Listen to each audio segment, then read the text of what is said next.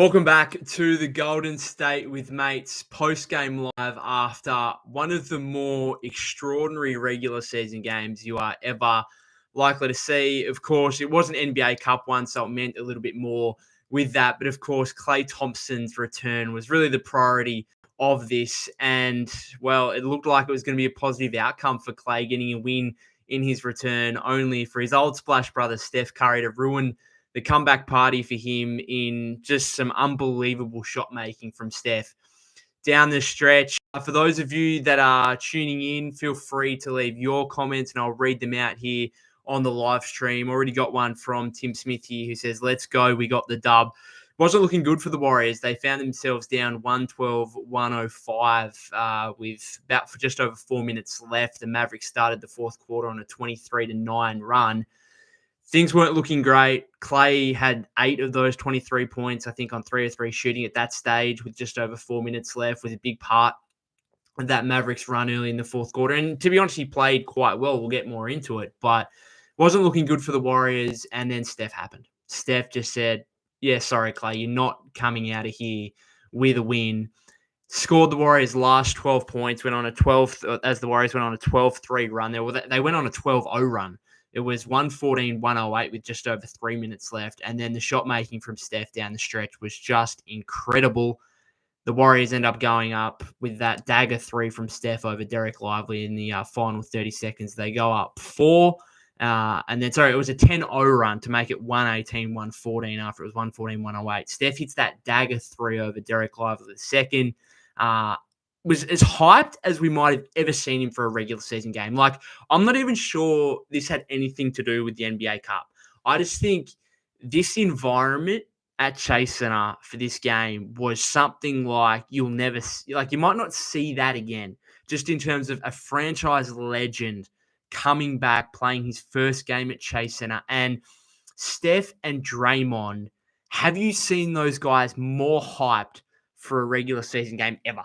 Like, that was extraordinary. And not only like the Steph stuff we'll talk about and we'll make the headlines for everything he did late in the game and going for 37 points. But my goodness, Draymond Green, that first quarter was absolutely outstanding. He was clearly like just wanted it so much. And then, of course, his defensive stuff, like that block on Daniel Gafford. Again, the Steph stuff will get all the headlines and the plaudits, but that block on Daniel Gafford, I just shake my head. That's almost more extraordinary to me than Steph's shot making. Like that, at least as spectacular as Steph's shot making. Like for Draymond, who's 6'6", to go up and block Daniel Gafford and make the defensive plays that he did in that game, I don't know. It's wild. It is. I know we've seen it so many times, but it's still like doesn't cease to amaze me when Draymond makes these defensive plays. The fact that guy is capable of making that play on Daniel Gafford in the fourth quarter. And then remember early in the game when he blocked, I think it was a Najee Marshall 3, saved the ball back to DeAnthony Melton, who I think made a layup on the other end. Like those two defensive plays, if you just like split them up and combine them together, like this guy defensively there's no one like him. He's unmatched across the NBA. And it continues to be an absolute travesty that he's only a one-time defensive player of the year. I don't know. That block on Gafford. I was disappointed that Wiggins didn't make the corner 3 on the other end because that play deserved a make on the other end. But then again, for Steph to have the last 12 points of the game all by himself, that was probably pretty fitting as well. The game was just it was just befitting of the moment, right? Of Klay's return, of the fact that it was the first NBA Cup game for both teams. It was a playoff. It felt like a playoff game just watching it on TV because you had the stars come out to play at an incredibly high level in terms of Luka going for 31 points. Didn't shoot the 3 ball all that well, but he made some big shots. Kyrie started off a bit slow, but ended up with 21 points, made some big shots. And for a lot of the game, I thought, geez, just some of the shot making here from Luka and Kyrie, and then some of the threes Klay was making. He went 6 of 12 from beyond the arc. I just thought maybe Dallas have got just too many shot makers here, too many tough shot makers for the Warriors to overcome. And again, the Warriors down by 7 with just over 4 minutes left. It looked like that might be the case. And I thought the Warriors defense, I mean, they gave up 117 points, but I didn't think it was that bad. I thought Wiggins' defense, making like Kyrie and Luka take tough turnaround jumpers and stuff, I thought it was okay, but those guys just make tough shots, right? There's not much you can do about it defensively at some time. So I just thought, yep, okay, they're probably going to make some shots here, and they've got too many tough shot makers here that might be too much to overcome for the Warriors. But when you got Steph on the floor, and this is what we've kind of said a little bit over the last few games, is that if you get, going back to that Celtics one, right, last week, if you can get against good teams, if you're the Warriors, if you can stay in the game with a few minutes left, there's this notion that Steph Curry is not clutch, right? And I think that might go back to, playoff and finals performances nearly 10 years ago. This is a guy that won Clutch Player of the Year last season, right? And this idea, this notion that he's not clutch is just some absolute BS, right? And he just rewrote that and just put that notion in the bin again in this game with the last 12 points. But I think if the Warriors, if you're coming up against good teams, if you can at least keep the game close for the final few minutes, then maybe you just give Steph enough to allow him to go to work and do what he does in spectacular fashion. And that's what happened in this one, right? Yes, the Mavericks looked like they were in control of the game, but you do think that if you've got Steph Curry and you're at least within touching distance, which if the Mavs score the next bucket there, then the Warriors are really in trouble. But thankfully, it was actually DeAnthony Melton who made the big three from the top of the key to make it 112, 108 and get that next bucket. Because I think if it goes out to 9 or 10 points, the Warriors are probably going to struggle to come back from that. But Steph can put points on the board in such a short span of time, like no one can really. Maybe Klay's the only other one who's capable of doing that. And you've still got a chance, right? And I think that is what the Warriors will try and do in some of these games and say to themselves, okay, if we can't, flat out just, blow out teams or anything like that, if we can keep it close and give Steph a chance at the end of the game, maybe that is enough. And he did it against Boston, and now he's done it against Dallas. And all of a sudden, the Warriors are 9-2, an unbelievable start to the season through 11 games. They've now had this really tough stretch where the 5 road games and now this, Klay's return to Chase Center against Dallas, and they're 5-1 now in these last 6 games. Just incredible. Some of your comments here. Game at F2P, I'm happy for the win, but I'm not happy. The score should have been 131-119. He continues, unacceptable for a contending team to shoot 59% from the line. Yep. Okay. That's fair. That's fair. So the Warriors, I know when Steph went to the line, they mentioned on the broadcast they'd already missed 11 free throws. They went, just checking here, 16 of 27. Yeah, 59.3%. Wiggins, 2 of 4, including he missed 2, I think, in the first half on the same trip. Draymond, 3 of 4. Jackson Davis, 2 of 6. And I think TJD made his first 2 and then missed his next 4. Steph missed the free throw, went 4 of 5. Kuminga, 2 of 4, which included, I think, a trip where he missed both. Looney, 1 of 2. So, I don't know. You say it's unacceptable, but it's almost just, I agree with you, it's unacceptable, but it's almost like reality at this point. Like, Wiggins is not a great free throw shooter. Draymond's actually been reasonable. His shooting in general has been reasonable. He went 2 of 4 in this game again from 3. He's near 50% from 3. But, like, JK, not a great free throw shooter, and that's an aspect he really needs to improve because he gets the line, like, a lot, and he needs to take advantage of that. We know the bigs like TJD and Looney aren't great free throw shooters. So, I mean, this is kind of just the reality of it. They don't have many, very good free throw shooters. Conspiracy Nuts GFY says Looney was huge, 9 offensive rebounds. Yeah, 11 boards for the game, 5 points, 11 rebounds in under 15 minutes. He's having a great bounce-back season. And he's going to continue. I don't think there's any need for him to play more than 15 minutes a game, but if he can come out and have the impact he's having in, those 12, 15 minutes, I thought he was big. I thought TJD was pretty good as well. I thought it was a nice little bounce-back performance from him, particularly in that third quarter. The first 6 minutes, of the third quarter, Trayce Jackson-Davis had 6.7 rebounds and an assist in just that 6-minute period. Now, a couple of those boards were on the offensive end where he blew his own layups, and so really it probably should have been more like 8 points, 4 rebounds or something like that.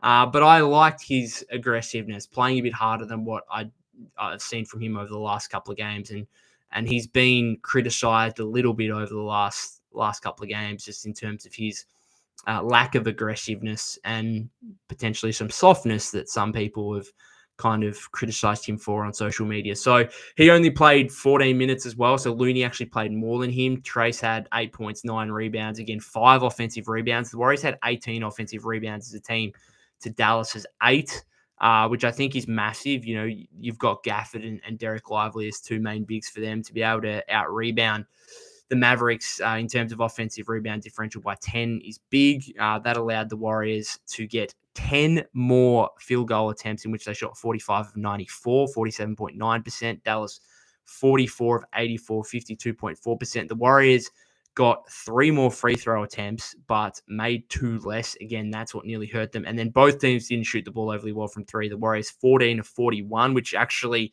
improved down the stretch with a couple that Steph made late. And that Milton one as well. And then the Mavericks, 11 of 34, 32.4%, even though Klay went 6 of 12 himself. So that means that outside of that, they went, 5 of 22 from three-point range, which included Luka going 2 of 10. Quentin Grimes went 2 of 4 as well, so including a big 3 late, which I was getting nervous about because Steph had his night-night celebration after the dagger 3 over Lively and was super hyped about it. Fair enough.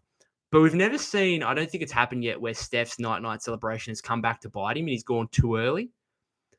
It nearly happened in this one. I was getting nervous because after the timeout, Quentin Grimes comes out, makes a really tough step-back 3 over Steph, which, mind you, could or could not have been a 4-point play maybe in terms of Steph landing in his area after the shot. So all of a sudden, the margin's back to 1, and then Steph's got to go to the line, make 2 free throws, and then Luka has a very, very difficult shot at the buzzer, which never looked like going in. So that could have gone to overtime, and Steph had to knock down the free throws to even extend it back out to a 3-point lead. I was kind of nervous that, okay, at some point here is Steph's night-night celebration going to bite him in the backside. And he's going to go too early on it, and the team's actually going to come back and either win the game or force overtime, and the Warriors have to win it again. I don't know. A couple of more comments from you here. Yes, Gamer F2P says, yes, Looney knows his role every time he checks in. Absolutely. But this game was won by Draymond. Absolutely heroics, depoy stretch coupled with Steph MVP performance. Yeah. Those guys, like, they're 36 and 34 years of age, but they continue to play at, like, they may not be able to play at their absolute primes for full games necessarily, but they can turn it on, right? And I think we've already seen from Draymond this season, he's had a couple of games. In the 2 Warrior losses, the one against the Cavs and the one against the Clippers, he just wasn't engaged whatsoever, and his performance as a result was pretty bad. Like, a couple of bad games, those ones from him. But when he's locked in, I still think there's no better defender in the league, just in terms of the versatility that he provides. Like, again, cut up the 2 clips. The first one where he blocks Marshall and saves the ball inbounds for a Melton layup in the first quarter. And then that Gafford block. Show me another guy that can do that, right? Like, I don't know, like Wemby maybe, but I'd like to see it more across the course of his career. Like, he's a guy that can block jump shots and obviously block shots at the rim as well. But, I mean, he's just a freak in terms of his size. A guy that's like 6'6", like Draymond, I don't know. It's unbelievable. Shavant says, Wiggs clamp Luka from 3, so much for the new Splash Bros. Luka just hasn't been shooting the ball well all season. Like, he came into the game. I'll just check this. I think he was he under 30% from 3 for the season coming in? I'm just checking. Luka Doncic. 28.3 points on 41.2% shooting from the floor and 33.3% from 3-point range. So, yeah, not under 30, but not good either. And that's kind of like Luka's under 35% from his career. He makes a lot of these step-back threes, really tough ones. He's kind of a high-volume 3-point shooter. So we get this idea that he's a really good shooter. It's almost bailing out the defense when he goes to the step-back 3. I know they can be absolute daggers and they can be huge highlight plays and they can maybe at times mean more than just the 3 points that goes in. But ultimately he's less than 35% on his career. I don't think he's a great 3-point shooter. He just makes tough ones. And a lot of the times he makes them in big moments, which is perhaps more crucial than, being higher 30% 3-point shooter. I don't know, but I feel like you're almost, from his perspective, like going 2 of 10, you're almost bailing the Warriors out by taking that many 3-point attempts when you're just not making any. And I think his first couple, I'm assuming, like, did they come in the first quarter or the first half? I think like he just wasn't hitting them in the second half whatsoever. Tommy Meg says, would love to see Zach Collins at the Dubs. That's an interesting name. I just don't think with his contract that the Warriors can kind of match that to a point where it'd be worth it. And let me just check, Zach. Isn't he on like $17 million? I'm just checking this. Isn't he on like some ridiculous... Yeah, he signed a 2-year, $34.8 million deal, of which he's making $16.7 million this season and then 18 next season. That's just too much for Zach Collins. If he was making less than 10, okay, I could talk myself into it. But at $17 million, it'd have to be like GP2 and Looney, and assuming the Spurs would want something more than that. So, I don't know. I always talk about this want for a stretch five, for a center who can space the floor. And Zach Collins provides that to you to an extent. But again, like, I don't know why we're talking about Zach Collins too much after the Warriors just got an incredible win over the Mavericks, but you brought it up, so I'll talk about it. What's he shooting this season? Zach Collins. He's 50% from three, but he's only taking 1.6 attempts per game. He's 34.1% on his career. It's like he feels probably more valuable than he is because he can shoot the three ball, but again, I wouldn't classify him as any kind of an elite 3-point shooter at the center position, that's for sure. So I just don't think that contract, that means you'd have to give up like GP2 and Loon, like those two guys. And are you doing that for Zach Collins? Not for me. Amazing quality control limit says Klay was really not emotional tonight, like he never played for the Warriors. Weird. No, I didn't mind it, to be honest. I just think that's Klay to a degree. Like, I don't think he necessarily shows his emotion outwardly too much. Like, there was a couple of times when he was kind of recovering from injury, like that one where he was sat on the bench after a game and had a towel over his head. And Steph, who just played, came over and kind of consoled him or whatever else. Like, I just don't think he outwardly shows his emotions. And I think a lot of guys are like that. I'm probably like that to an extent.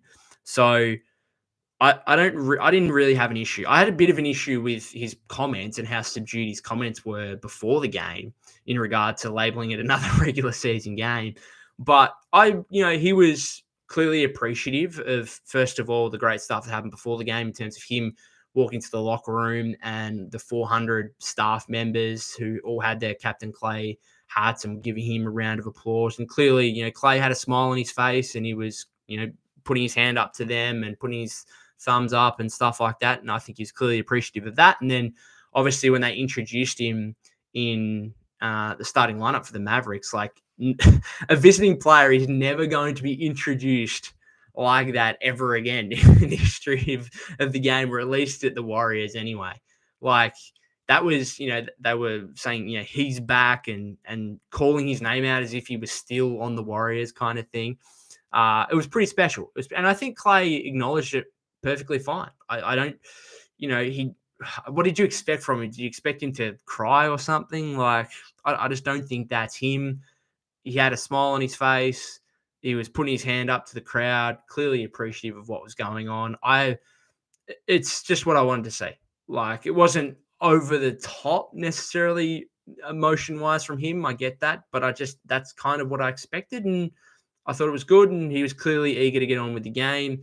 Him and Steph spoke last night. Steph was going to speak before the game, and he and Klay agreed that they just wanted to get on with the game and not spend too much time more than the tribute video and obviously the announcement of him in the starting lineup for the Mavericks. So that's fine. I understand that, and it was clearly a huge game. Like, Klay came out like guns blazing, first possession of the game. Steph guarding Klay, draws the shooting foul, goes to the free throw line for the first 2 points of the game, which is always going to happen. Always, Klay was always going to get the first look offensively for the Mavericks. And then, Steph made a 3 over Klay. Draymond hit a corner 3 in the first quarter as Klay was closing out. Like, I just thought it was, I don't know, I didn't think that I'd enjoy a game, and maybe it'd be different if the Mavericks had actually won the game. And at the end of the day, the Warriors won, and so that kind of maybe trumps everything. But I thought it would be really difficult. I thought, Klay's my favorite player of all time. I thought it was going to be really difficult for me to watch him come back to Chase Center and play against the Warriors. And I actually think I enjoyed it a little bit more than what I expected. And actually, none of us would have ever expected to see Steph Curry and Klay Thompson going against each other one-on-one on an NBA floor. But it's weird. I actually think it was kind of cool.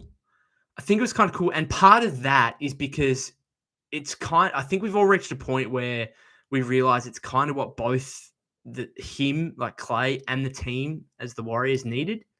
And I think that's why everyone feels kind of, as fans, we all kind of, I feel like we feel comfortable with it now. It's still not ideal. I would still love Klay to be on the Warriors, being an impactful piece, doing what he does as one of the greatest three-point shooters of all time. That would be the ideal situation. And ideally, he would have finished his career with the Warriors, and we wouldn't have never had experiences like this. But that was, unfortunately, after last season, that was never really possible. And again, the kind of breakup had to happen, I think, for both parties. And the fact that Klay's played okay I don't think he's played overly well for the Mavericks, but he's playing okay, and he looks like he's happy again. And the fact that the Warriors are now 9-2 after 11 games, if it would have been a lot different, right? If Klay had left and then was playing really well, and the Warriors at the same time were playing really bad. Right. And, we're struggling, and we're, 4-6 or 3-7 or something like that. FTW Clan says fixed title. What have I done there? Have I done something wrong on this? Oh, I have. I've gone Golden State Warriors versus Cleveland Cavaliers post-game live. Sorry, I did a copy and paste job there and then forgot to change it. I apologize. I don't even know if I can change it midstream. I will afterwards. I apologize for that. Hopefully people on the thumbnail have realized. But you make a good point. Anything else from this game? I just thought the stars came out to play. I thought Steph was obviously exceptional. Draymond was exceptional. Luka played well aside from the three-point shooting. Klay did his thing. Kyrie did his thing. I don't think they got Kyrie enough looks. He took 13 shot attempts. Thought the Warriors did a reasonable job of actually bottling him up a little bit in terms of not taking too many attempts from the floor.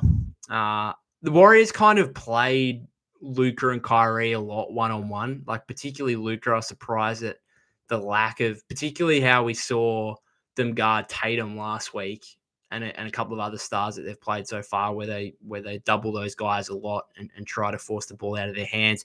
Maybe I think they just thought that, okay, Luka's too good of a playmaker and a passer that we just can't afford to do that. And, with threats like Klay and Kyrie alongside him, as opposed to Tatum, who's just not the passer or playmaker that Luka is, albeit I think he's improved that part of his game. He's clearly not at Luka's level. And he probably didn't have the supporting cast without Jaylen Brown, without Kristaps Porzingis in that game. It probably didn't have the supporting cast that were truly threatening the Warriors necessarily in terms of, hey, if we make him give the ball up, is this guy going to kill us from three? They just didn't really, Derek White hit some threes early, obviously, in that game, but I just don't think they had the threats like Dallas do when you've got, Klay and Kyrie out there, and then obviously you've got Derek Lively and Daniel Gafford as rolling threats as well. Robert says this game almost gave me he said heat attack, but I'm assuming he says heart attack. I was kind of like Steph. I was hyped for that at the end. I was really, really hyped. I was on the edge of my seat watching it. When Steph hit that 3 over Lively. It's one of those things like watching sport. You can't sit still. When games get to that situation, I can't sit still on the couch. I have to be either rolling around on the couch or I get up and pace around the living room. I can't sit still. because there's that tension and anxiety and nervousness, and just amazing to pull out that victory and to go to 9-2, and for the Warriors to win their first NBA Cup game, which I spoke about it with Griffin on the podcast episode yesterday. I'm still not convinced whether or not that's actually like I really care about that, the NBA Cup. Maybe if the Warriors get to Vegas and get to the semifinal and or the final, and then maybe I'll start caring about it. Until then, I just think this environment was because of the whole Klay factor.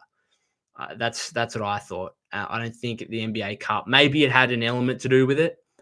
But, and again, as I said to Griffin yesterday, I think, you put any kind of prize in front of guys like Steph and Draymond, and even Klay and Luka and Kyrie, like you put these superstars, they get to superstar status because they are so competitive. And therefore you put any kind of prize on the line. Obviously for them, from a financial aspect, they're making hundreds of millions of dollars. It means very little to them from a financial aspect, but just from a competitive standpoint, give them anything else in terms of being able to win, and they're going to go as hard as they can. And I think we saw that, like, with how hype Steph was after that Derek Lively, after the 3 over Derek Lively. FTW Klay'S, I don't know if we've ever seen Steph's hyped as he was after that night shot. As I just spoke about, that was for a regular season game. It was personal, but it was good personal. It wasn't like there's angst between Steph and Klay and Draymond, albeit I was disappointed with Klay's comments saying he hadn't really touched base with Steph and Draymond recently, and he's just been locked in with Dallas and focusing on that, and saying that I'll just see them when I see them. I don't think there's any angst between those guys, but there was clearly something personal in terms of Klay wanting to come back and get the win, and Steph and Draymond saying, no, we're not letting you come back. We are going to go out of our way and try even harder to try and ruin this return game for you. Before the game, we're going to give you your flowers. We're going to want you to be celebrated like you deserve to be celebrated for all the success you brought this franchise. But once it gets underway, we are playing perhaps even harder than what we normally do. And we are going after that win harder than we usually do. And those guys usually go hard anyway. But for a regular season game, again, I don't think I've seen Steph like that.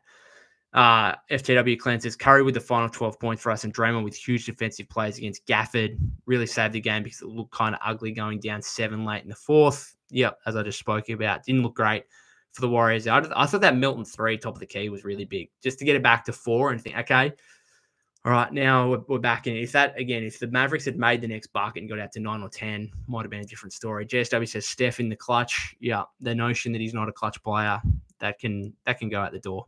I think that could definitely go out the door after the 2022 finals, where he's made big plays after big plays, especially in that game 4 against the Celtics. So, and then he won Clutch Player of the Year last season as well. Spoken so much about Luka and Kyrie and Klay and Steph and Dre. A couple other things here. Kuminga and Buddy Hield. Is there a better bench duo in the league than those two guys?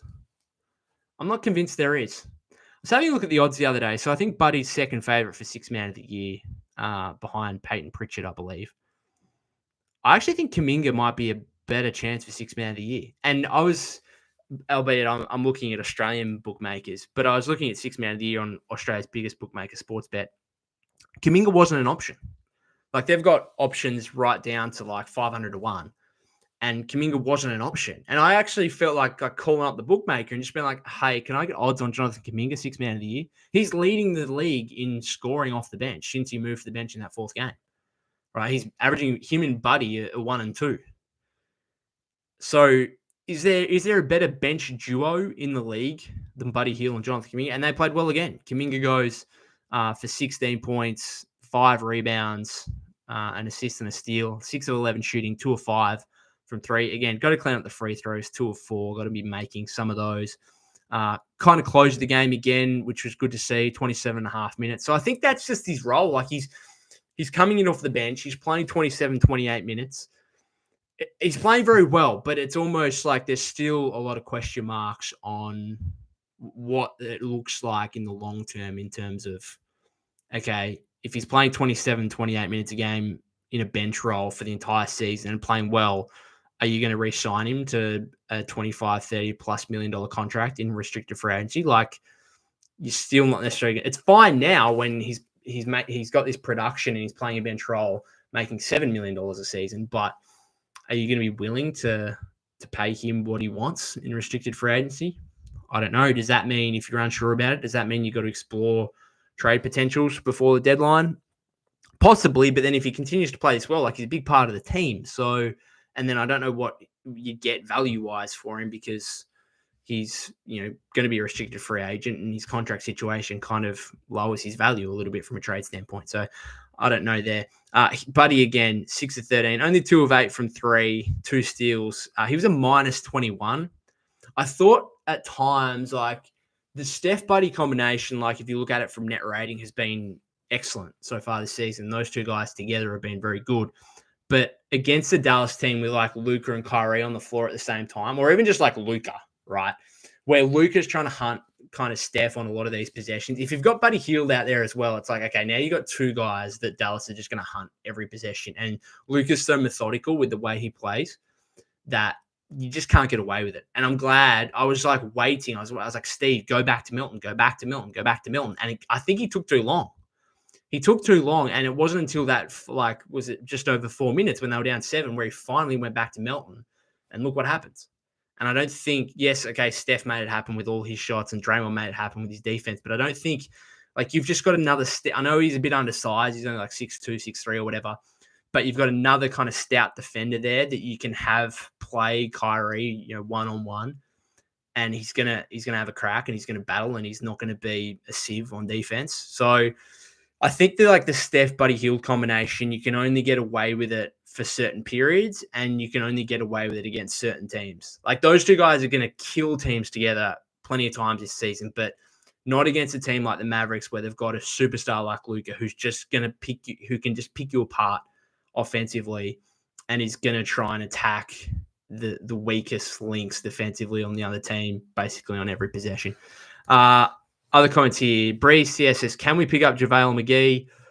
I mean, not really, because we're not without, like, waiving Guy Santos or something, because we're only $500,000. I mean, we could probably give JaVale McGee a 10-day contract or whatever. I don't know why you do that. You've got Trace and Looney, who at this point are both better players than JaVale McGee. And obviously, yeah, JaVale's out of the league. It's unfortunate, but I don't think there's any reason that you'd be picking him up. FTW Clan says, one of my friends works for the Warriors staff. And he was the one who put together the whole staff saluting Klay with the captain hats as he walked in. Love that.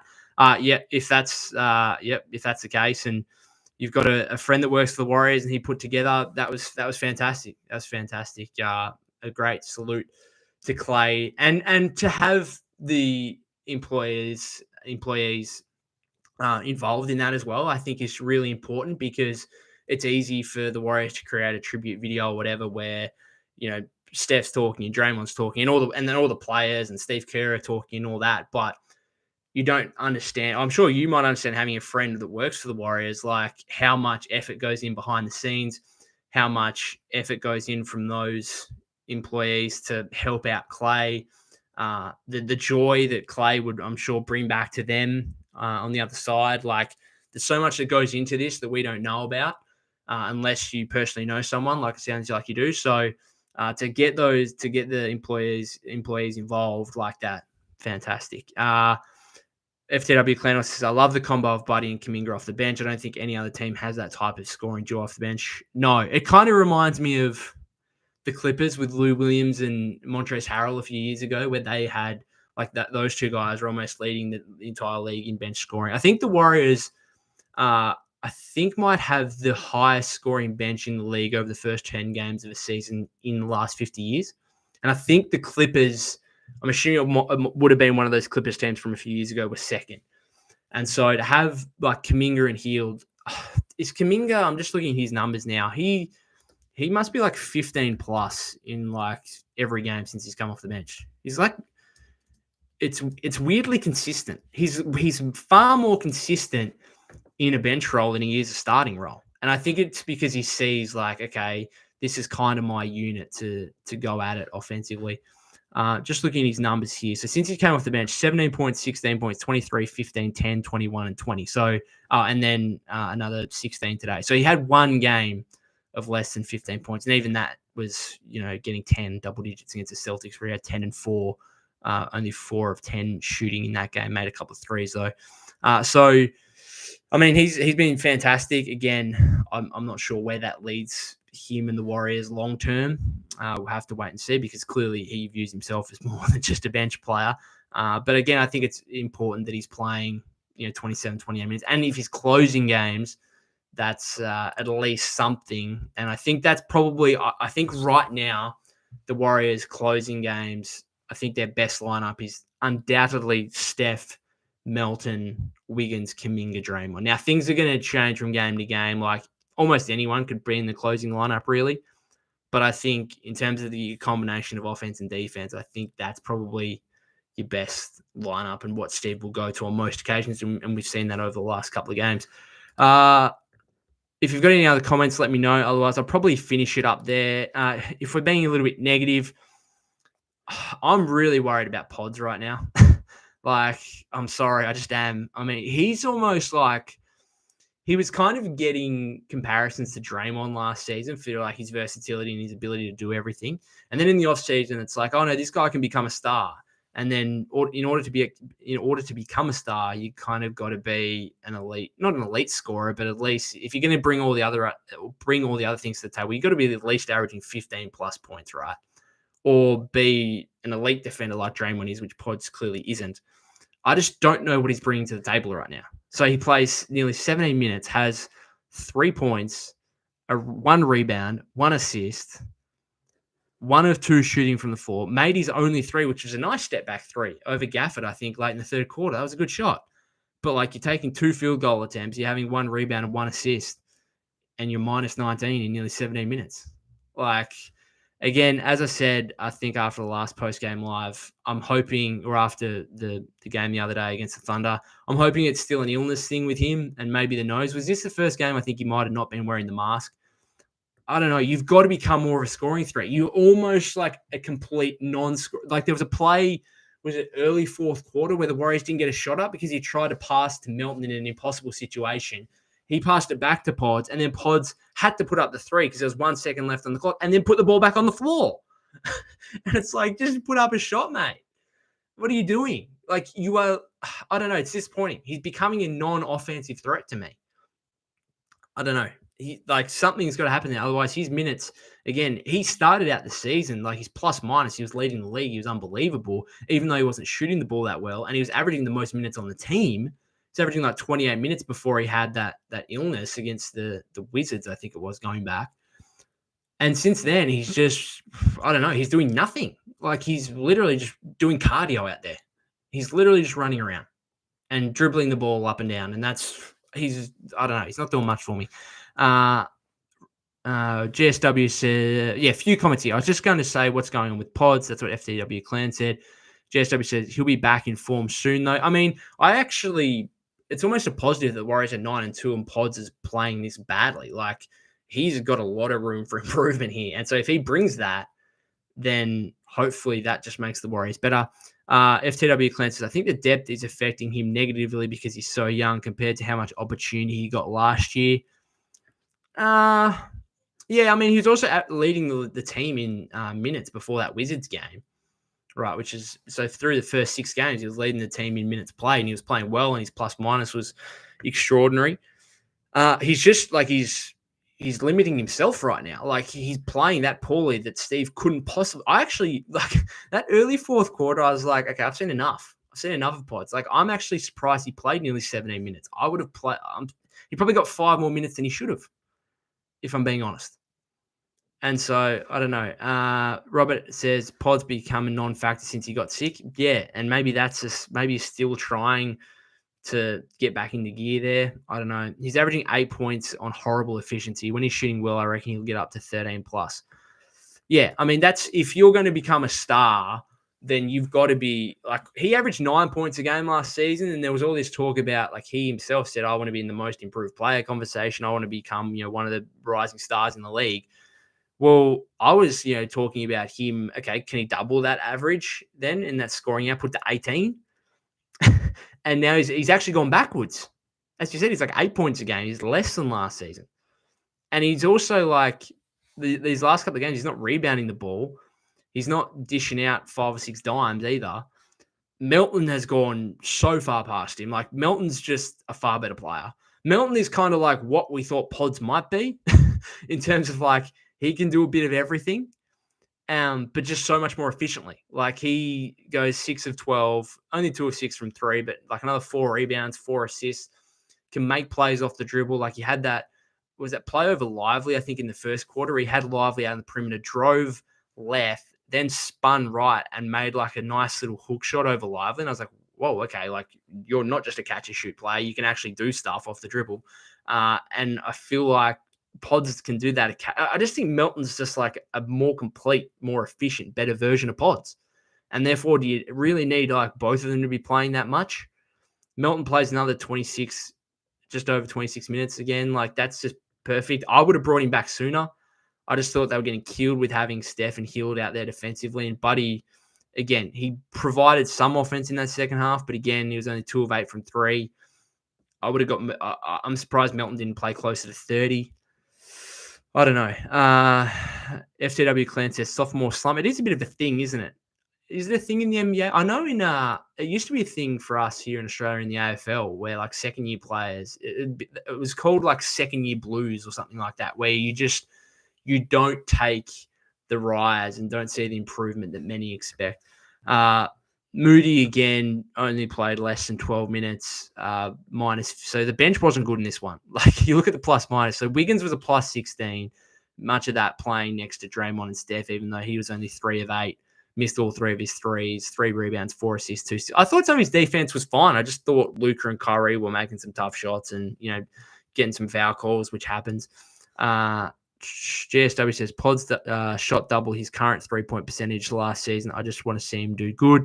Yeah, I wish him the best as well. Like, I hope he becomes the player that he thinks he can be and we think he could have been after his rookie season. It just doesn't look likely right now, at least in the short term. Now, it's early in his second season. I always look back at this, and maybe I look too much at like contract situations and stuff like that. But I always oftentimes just relate output to, okay, how much do we expect of you, right?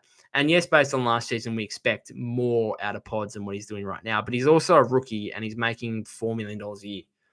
And so how much can you really complain, right? And the Warriors are 9-2. I mean, he'd be getting a lot more heat, a lot more flack if the Warriors were like 500 right now. He'd be under a lot more criticism. But because the Warriors are 9-2, because they've got the depth, Steve can be like, all right, well, I'm just not going to play you for 25 minutes if you're not playing well because I don't have to. And we're winning anyway. So it's not like it's an issue, but it's not a major issue because the team's winning. Back to the plus minus. Wiggins plus 16, Draymond plus 20, Trace plus 4, only again 14 minutes. Melton plus 12, Curry plus 24, obviously a game high. And then the bench. Peyton played only 7.5 minutes. Could he have played more guarding Luka or Kyrie? Maybe. Hield, minus 21. Kuminga, minus 1. Again, played some minutes with Draymond and Steph.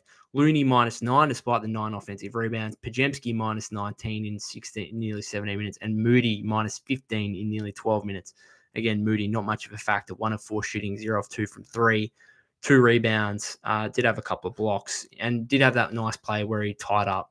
Was it Lively or Gafford? I think it might have been Lively in that fourth quarter, tied him up. But that was part of the Mavericks run in that early. It was really a topsy-turvy swing of momentum game. Like, the Warriors started off well, 33-27 lead after the first. Klay had a couple of those back-to-back threes in the second quarter, which, rang loud as the Mavericks, I think, won that quarter 36-26. Warriors came out, started the third quarter and absolutely dominated. And then the Mavericks kind of again got the momentum, but the Warriors steady, took a 7-point lead into the fourth quarter, and then the Mavericks started on a 23-9 run, appear to have control of the game, and then Steph happens. What have we got here? JSW says, besides Steph, the team's really well built around slumps and injuries. Yeah, I mean, if you're just not playing well, you're just out of the rotation. You just don't need to be played that much. It's worth noting as well, Kyle Anderson didn't play in this one. Neck spasms was laid out by the sound of it. So he was – I didn't even notice that sorry, I didn't even hear about that until I saw him just in street clothes on the bench. I was like, okay, Slomo's not playing. And then I read that he's had neck spasm. So hopefully not much of a concern there. FTW Clan says, would you mind giving a little preview of the Warriors' next matchup? Just any quick thoughts. Playing the Grizzlies on Friday, another NBA Cup game. Well, it's really going to be dependent on whether Jar's playing. Jar's out at the moment, but I think he got injured last week, and they said that he'd be like a week. So he might be back for that. I don't know. The Grizzlies are interesting. I haven't been as impressed by them as what I probably what a lot of people expected going into the season. Obviously, you could write off last year with all the injury struggles and stuff. They've had some injury troubles again. Like the injury crisis, it is a crisis around the league right now with all the injuries. Like we obviously saw the Chet one the other day. KD's gone down. What I will want to, and I don't want to talk about injuries in a positive light, but if we're talking quickly here about the Warriors' depth and stuff like that, Warriors have a real chance right now. KD's out for Phoenix. Chet's out for OKC. Those three teams top of the league, 9-2, each of those three teams. Warriors could make a run here at I'm not saying they're going to finish as the first seed, but they could be the first seed at the halfway point. Like with all these injuries, and again, I don't want to, it's not good that there's injuries, but if there's one positive to come out of it, it's that if the Warriors can stay somewhat healthy, or at least Steph can stay healthy after his earlier ankle issue that saw him miss 3 games, the Warriors can withstand all these injury issues aside from Steph, really, and maybe Draymond to an extent with the brilliant defense that he brings. And so, I don't know, can the Warriors, if Chet's going to be out for a few months, and I don't know, Phoenix look great at the moment. I don't know when, KD hopefully only a couple of weeks, but I don't know. Do the Warriors really care about where they finish seeding wise? They should be looking like right now 9-2. The way they're playing, you think, okay, they should be looking at home court at least. But in terms of the Grizzlies, they're going to be tough. They had a big win over Portland the other day. I'm not sure that meant a whole lot, although Portland just came out and waxed Minnesota for some reason, beat them by 14 today. So that was bizarre. A couple of weird results. The end of the Miami-Detroit game was wild with Spo thinking he had a timeout. After Jalen Duren tied the game with 1 second to go. That was wild. Atlanta beating Boston in Boston. Shout out Dyson Daniels, Australian. MIP candidate. Goes for a career high. Was it 26 or 28 today? Huge. Knicks beat Philly. Philly are a mess right now. Bucks, former Warrior Ryan Rollins getting his first career start. Beat the Raptors by 14. Rollins had 12 points, 4 of 7 shooting from 3. Had 5 steals as well. Phoenix beat Utah, continue on their winning ways without KD. And then Portland, as I said, beating Minnesota. Anyway, I'm sorry, I'm jumping around things. Memphis. I'll speak more about. I'll have another episode between now and then, and I'll do a preview then. JSW says, so although Warriors would be much better with Pods performing, although he's not, Curry has a lot of options to rely upon. Yep, absolutely. The Two Feta says Pods was leading in plus minus not too long ago, and the mask was an issue with vision for shooting. He'll be better soon. I agree. I'm confident that he'll get back to who he is and who we believe he can be. I'm not overly concerned right now because the team's winning, really, and because he's still a young player. Like he's going to have these form slumps. I mean, it's an issue, but it's not really an issue because, again, at the end of the day, the team winning is all that matters. Robert says, I only watch Grizzlies highlights when Yuki is playing. He's been, I mean, it's a good story, him, and he's been hitting a couple of threes in the garbage time he's been playing. FTW Clan says, a ton of big names injured around the league. Warriors need to capitalize while we're fully healthy and stack up wins. That is very true. JSW says, and not going to lie, I want to see Draymond taking more threes. Jeez, he's shooting the ball well right now. I mean, he should be shooting the ball well since the start of last season. It's weird. Like, he's just, like, he's putting up these corner threes, and I tell you what, I've nearly reached a point where I'm not even hoping anymore. I'm just like, that might go in. Like, I'm not even hoping, like, praying, fingers crossed, eyes shut, thinking that it might go in. It's like, he can make that. Bree says, Warriors should try to finish as a top 3 seed. I mean, there's a long way to go. And again, I don't want to get too over the top here, but too optimistic and too biased on this. But like, their start is legitimate now. Like the first 7 games, we thought, okay, their opposition hasn't been great. How much can we read into it? Well, now it's you beat Boston in Boston, you beat OKC in OKC, and now you beat the Mavericks, who come in Klay's return game. Mavericks obviously Western Conference champions last season. Like they are 3 huge wins in 4 games. So this start is legitimate now. And again, if Steph can stay healthy, there's no reason they shouldn't be winning 50 games. And that's without just keeping this roster. And there's still the chance that they try and make an upgrade. Now, again, we'll talk about that for plenty of times as the season progresses. Dublin March says, Pods is 21, year 2, broken nose and flu. Give my man a little time to get right. Yep, no, like that is perfectly reasonable. We can still say it's disappointing right now. But again, I agree with you that, it's worth persisting with him. It's just like, okay, if you haven't got it on a given night, then you're not going to play more than 15, 16 minutes. Robert says, usually automatic win if Dre hits 3 3-pointers. Yeah, that kind of became a thing last season as well, where if Dre, and he seems to hit him early too. It's like first quarter where he's always nailing triples. Anyway, we've been going for 50 minutes here. Again, if you've got anything else, I'll finish it up in the next 2 minutes. I said I'd finish it up 10 minutes ago, and we've been getting plenty of comments, so happy to read them out. Other than that, yeah, Warriors a couple of days off now. Grizzlies on Friday. Should be a good one. I'll be back for a preview episode before that. Huge win today, 120-117. Very happy with the performance. Just an unbelievable Steph Curry outburst there in the final 3 minutes to steal the game off the Mavs, who again looked in control with just over 4 minutes left. They're up 7. So other than that, guys, thank you to those of you that have tuned in, to those of you that have commented. If you're watching this on the replay on YouTube or on the podcast feed, then thank you very much. Robert says, night. That's probably a good way to finish it up, really. And thanks to Dublin Marge again for your comment there. So if you haven't subscribed to the YouTube channel already, that'd be greatly appreciated. Follow me at POK252. That's POK252 on X/Twitter. You can follow us at Golden State with Mates on Instagram and TikTok as well. Again, I'll be back for a preview episode before the Grizzlies match up the second NBA Cup game on Friday. And other than that, guys, have a great week ahead.